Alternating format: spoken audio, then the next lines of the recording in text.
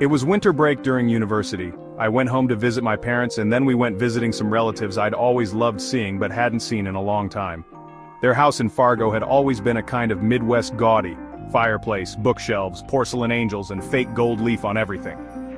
Years ago I'd read Johnny Tremain in that very basement, and Jurassic Park, twice. That home in my mind had become a little temple of literature.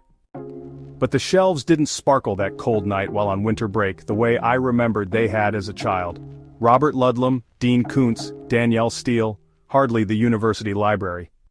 So, with all of us seated cozily around the fire, the big screen TV silently casting images upon us, there was a break in the conversation.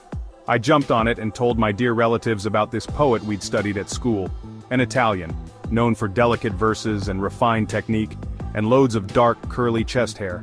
They didn't even care what his name was.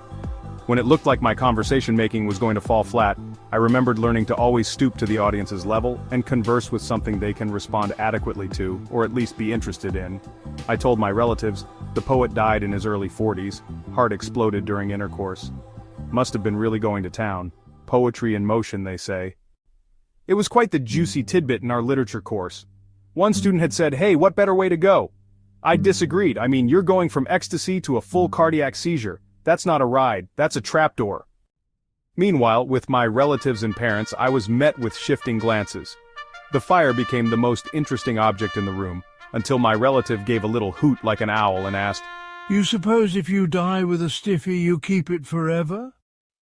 His wife recoiled, then took off her slipper and started beating his arm with it, calling him a foul old man.